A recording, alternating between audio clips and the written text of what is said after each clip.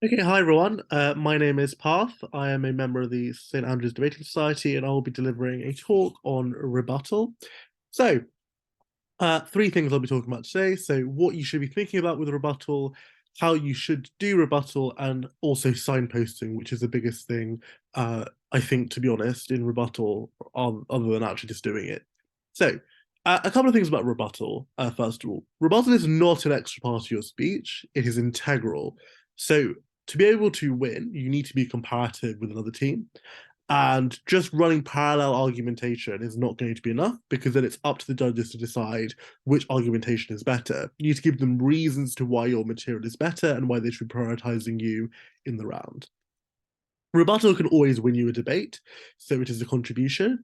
You can obviously run rebuttal extensions. You can give rebuttal that flips an entire case, and that's enough because it's a contribution. So remember that it's not something that you should just do at the start of your speech and then forget about. It should be something that you think about and carefully construct. If forward's the case, of course. Uh, so yeah, those are the main things I wanted to flag as to why rebuttal is so important. So what to think about? First of all, make sure you listen to the debate and actually track it. Um, a lot of times, judges will already have written down notes from the previous speech. So if you are not tracking it correctly, you don't rebut it properly, then that's to your own detriment because a judge would probably know that that's not the correct version of what they said. But also, it probably devalues yourself and how the judge subconsciously perceives you. Because a lot of judges, if they see you straw manning or they see you not taking their cases seriously, don't particularly like that because that's not really the spirit of debating. And often you'll just get undercredited, and it may just harm how the judge perceives you, um, and your case, and maybe that just is a detriment to your entire team. So make sure you charitably listen to the debate and make sure you track it properly. But also, it just helps you because presumably, if you don't track it correctly, then you're not responding to it fully, and therefore it's probably wasted time. Feel happy that you're actually doing rebuttal. I'm not kidding about this one. Often, speakers will just run rebuttal because they feel like they have to. It becomes convoluted, it becomes messy, it becomes a waste, and sometimes it's just a bit flippant, and it just sort of sours the speech. If you don't feel happy doing rebuttal, save it for your partner, but also probably just learn how to do it. Because if you're not happy doing it, it won't be good rebuttal. It won't look confident, and judges won't credit it because psychologically they just don't think that it sounds persuasive. So make sure that you're happy actually doing this rebuttal in the first place. Next, operate in a strategic mindset and rebut on burdens. This is the easiest way for you to isolate and work out what to rebut. A team should say why they are winning the round, what is the most important thing in the round, and the crux or the core of their case. Strategically look at that and say, are they meeting A to B? How have they justified A to B? And if that is weak, attack that. Do they meet the burden of proof? Why not? And look at those sorts of things. So don't look superficially at whether the claim is intuitive, but look at how they strategically linked the entire case. So you have to be robust with your rebuttal. You have to look at it holistically. You can't just look at things in separation or in isolation. So be more strategic in how you look at rebuttal. Be clear and snappy. Don't do a narrative or a story or go through a rebuttal and say what's wrong with it. Flag the problem and flag your rebuttal and what it's doing. That's it. And say those things so we know what's going on. Have structure, as I've just said, and always related to your case. So debating is comparative, it's not isolatory. So you need to explain why this rebuttal is also helping you. So does it strengthen a point you're making? Does it mean that your characterization is more true? Your framing is also more true? Does it mean that your comparative works better? You beat them on their comparative. If it's a this prefers debate, then Y looks better than X. All these sorts of things. You need to relate it back to your case. Otherwise, it just sort of looks like, unless it's a really big issue with their case, which often speakers don't really tend to go wrong with that, then it's unclear why we should care You're just really just rebutting them, and that's it.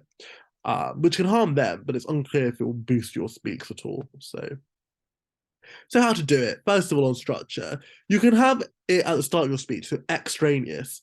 This is when it doesn't fit into your case, you can't integrate it. But it also has to weaken or shed doubt considerably. So it can't be minor, it has to be essential. It's a really big thing that's like not working in their case. You can either you can then integrate it into your case, you disprove while proving. The best way to do this is you give characterization or framing and explain why theirs doesn't work by giving reasons why yours does, and then also giving additional reasons why theirs doesn't work. Then also you need to tier it, so explain why it's not true, and explain even if. So this is really important. So even if it is true, why are we okay trading it off? What are the problems if it's true? And try to flip this, because this makes your case more robust, and it also gives you more speaker points. Explain why it's not important. So explain why, even if that's the case, what it's doing for the round, why it's not doing a lot. But also signpost. So say what you've done at the end of your rebuttal, why you've done it, and how it forwards your case, like I said in the previous slide. You can attack a couple of things. So whether it's a bad premise, so it just is not intuitive, and also just not true, or give counter reasons why it would be something else. Likelihood or mechanistic issues, so what's wrong with those, whether it's got explain why it's not likely to happen, why the mechanism doesn't work, things like that. Why, even if they've said that, why the outcome's not bad, they may portray it to be bad. And then you try to flip and say that no, that's not as bad. Or if you're trying to beat them on harm, so explaining on why your side, they get more harms, and we're happy to trade off 1 harm versus 10 harms, so do sort of like rebuttal in that way. Or they've not actually flagged anything or done any outcome analysis. So they said all that stuff, and then you're like, well, okay, but that's not doing anything. So you need to just do those things also. The best way, I think, one of the best pieces of rebuttal, actually. That's not important or relevant. So explain why your material is more important or relevant, or explain why theirs not important or relevant. I think that's pretty intuitive. Mitigation. So this is where you don't destroy their material, but explain why it's not as likely to happen, but it could happen. It's not as intense, or the quantity may not be large, the scale may not be large, it may not have the impact they're saying. So you reduce the impact for some or intensity, as it says on the slide. So you flag the extent at which you've mitigated and the outcome for their case. You need to do this because the judges need to know what you think the mitigation is and how much you've mitigated. Otherwise, it's up to the judges, and you don't want it to be up to the judges on how much you think they think they've mitigated, or you've mitigated them.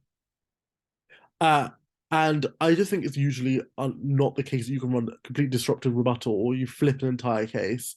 So often mitigation is important, and probably the best and probably the sort of most common rebuttal that you'll run. But it's important to tell the judge how much you've mitigated and what it means for their case. So always signposting and explain how then that affects you too. Rebuttal tips. So always be the when you do rebuttal, try to think like the average voter. Don't try to think like the debater in the room. Think about the average voter. Be neutral, right? Don't bias it by thinking about your case. But you should obviously think about your case, but don't bias it by like going, but it's another person's case, so it must be wrong. Be neutral. What would the average voter think from a neutral standpoint if you weren't biased? Take them at their best, even if. So explain, look, this is wrong, but even if it's true, here are all those reasons why it doesn't matter. Don't straw man. The judge has it in their notes. It will harm you. It'll harm the perception of you. And I just don't think that's a good idea. And it will just be a waste of time. Be clear and snappy. Don't try to rebut everything. You'll run out of time. That is just the rule. You will run out of time. So be targeted. Focus on the most important pieces of rebuttal. This could be things like where it could interact with your case the most, where it could harm your case the most, where they've got intuition rebuttal that harms your characterization or framing from being true. So all these sorts of things. Don't focus on auxiliary things which don't matter, because honestly, it probably would be devalued in the OA anyway. So yeah, prioritize. What is winning them the debate? What is losing us the debate? What do I need to shield? Focus on the stronger teams and the bigger threat. It helps to inform whip speaker structure if you're doing it in a whip speech, but also saves time in your extension speech because you have to get out a good extension. Otherwise, it may optically look bad, but also you have to do some repositioning in the extension or positioning for your case before you even start. So you need to spend not much time on it. And also your whip speaker should be doing the rebuttal as well. Be comparative, why they're wrong, but also why you're better. Think during prep when generating points and preemption, especially if you're adept to your whip.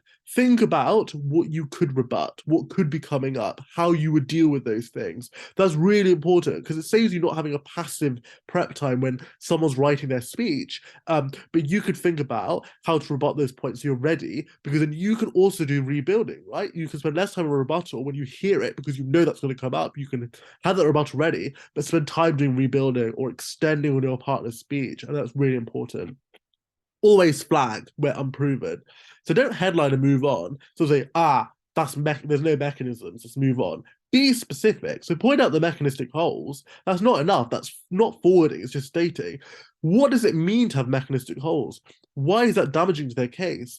Try to fill it in, the mechanistic holes. Make it sound counterintuitive. But say, if this was their mechanism, then why does this mechanism not work?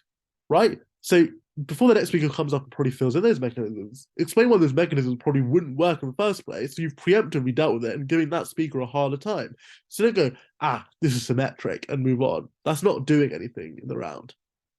Counterframe to show where it doesn't apply. So this could be just literally 2 lines to explain this is a piece of framing where the case won't work, and that already mitigates and damages it, and then you can go further with that as well. Co-opting argumentation, so providing and telling us what's symmetrical, but be clear about what it does. Why does it harm their case if it's symmetric? Why it is symmetric? And how does that work and benefit your case? And just don't say this is symmetric. Tensions. So again, do the same thing you did for the symmetries. So what is a tension? What does it mean for their case? Don't say they contradict themselves and move on. Signposting. This is the final thing I want to talk about. Flag when you're doing rebuttal. Rebutting this point about X, OO said in response to, because then the judges will know what you're responding to. Because often you'll say something, and I'll guarantee you 75% of the judges will just not know what you're talking about. Well, they won't know what specifically you're responding to. They can't latch onto that. And like in the OA, in the deliberation, sorry, when they're trying to think of ways in which things interact with each other. If you tell them how they interact or where's interacting, then they'll go to that and go like, they said this. What did you achieve your rebuttal? As I've said this through the entire presentation. Likelihood, importance or applicability, strength. These are all really important things that you should be tying the bow on, to so to speak, and explaining what it does in the round. Okay, hopefully this gave you a good introduction on rebuttals, some extra tips and tricks. Hopefully this will help you. And yeah, see you around in a comp in the near future. Thanks, everyone.